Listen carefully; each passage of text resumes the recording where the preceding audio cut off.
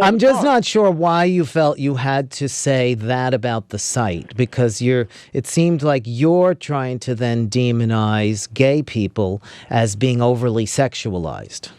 Well, there's no question about it that at gay events, I mean, I don't know if you really want to describe the Folsom Street Fair or what just recently went on in San Francisco at another gay event, these leather events. Yeah, they public. have very sexualized events in the gay community. You're talking about men performing fellatio on each other in the street. And have you ever seen what men and women are doing at Mardi Gras in New Orleans, particularly before our president allowed it to be completely destroyed? I that. In fact, a couple of years ago, I took a shot at that as well. Why can't we just have some... But, it seems you're more focused on the gay thing.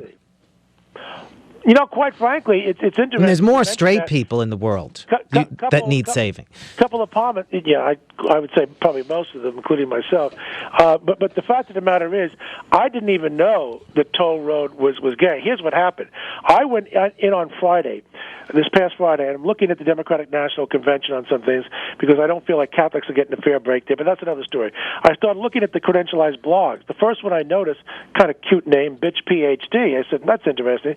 So I said to the staff on Monday, that's the one with the child with his middle finger sticking it out at the people.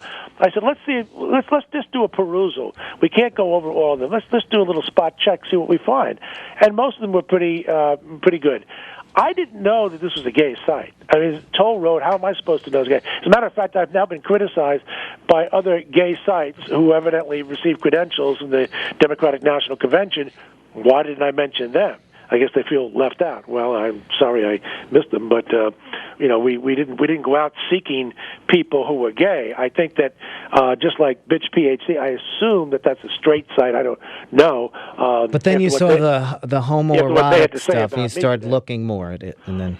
Oh, yeah, absolutely. Yeah, that's often a trigger because, unfortunately, what you have in the gay community are a number of people who stridently disagree with the Catholic Church on teaching of sexuality to such a point that they will engage in some really vile and obscene comments, and that's when I come in on that end.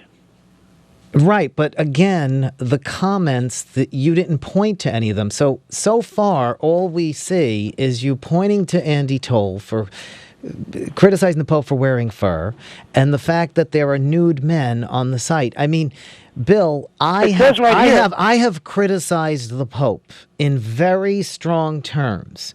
I have criticized the Pope, both Pope, this Pope and the last Pope, for their blatant homophobia that I believe leads to gay bashing. I've been very clear about it, and you criticized me for it. You put out an alert years ago about something that I wrote about the Pope. Well, I can criticize the one you wrote today. In fact, maybe you can help me out. I have credentials for the convention, too. Are you going to ask them to take them away? I'm going. Well, good for you. Listen, here's what you said today, as recently as today, referring to Pope Benedict, that he's the architect of the Vatican's most vile gay-bashing rhetoric, and ideology surely gives rise to thugs and whatnot. What thugs on the street rhetoric has the Pope said?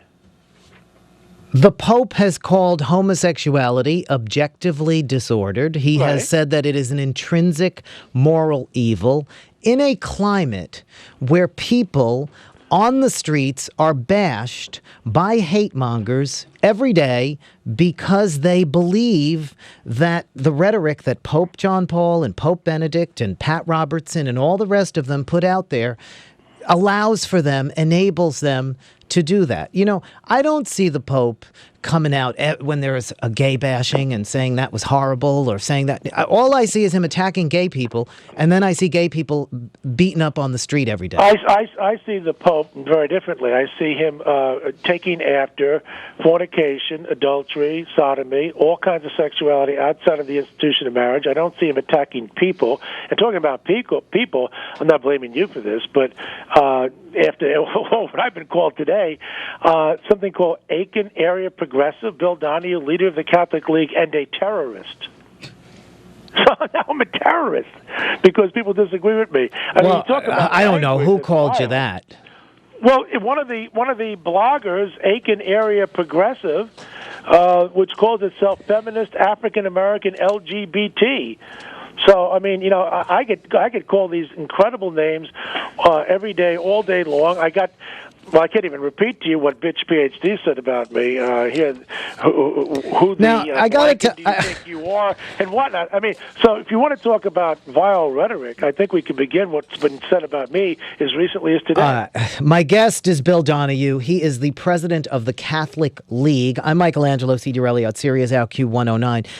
Bill, the Republican convention is the week after that. Now, I can find you, and I could have it sent to you, the things that are said on Republican websites about gay people, about women, about black people, about Muslims, okay, about other religious groups. And then you're about religion bashing is a terrible thing. I hope you're going to want to call for all of those people to be banned. Send them to me. Yeah, and I hope you're going to put out a statement calling for them to ban every single one. There'll be nobody at the Republican convention. Mike, was I not the guy who went after McCain because of Hagee? That was good. Okay. That was good. We gave you credit for that. Didn't I go after Not for the gay bashing, though. Didn't I go after the Only for the Catholic bashing. Well, I mean, I did read later. I mean, let me tell you something. I dealt with Hagee going back to 1997. I mean, it was since buried the sword because he came into my office and apologized. There were some loopy things that he had said about gays. I forget what it was. Was that part of that 9/11 nonsense? Now, wait. What was that? Did he say something about gays and 9/11? No, he said that gays brought on Hurricane Katrina. That was God's wrath. Gays did that. Yeah. Now, Bill, I'm looking at those comments because we went back and got them that you said were so horrible on the Towleroad website. Right. And here's like some of the worst ones. Oh, look at the Pope all dressed up as Santa Claus. I mean, here's another one. Didn't Jennifer Lopez wear that same fur 2 years ago? I don't know, Bill. Is this the Catholic bashing that should get Andy taking his credentials taken away? Let me. Hold on a second. Let me get this. Now, here's we're on Sirius Radio here. That's right. So you can say anything you want. Okay. Since you kind of called me out on that one, Mike, let me see. Here it is. I have loathed this Pope, even while he was still known as Cardinal Ratzinger and chaired the Congregation for the Doctrine of the Faith. Okay. In the Middle Ages, the Inquisition. All of that is true, Bill. How about well, we can debate that. How about this one? Oh, look at the Pope all dressed up as Santa Claus. That must make kid fucking so much easier. That's a good one. In addition to being a homophobic Nazi, Ratzinger has terrible taste in dresses. I mean, how come you didn't mention those?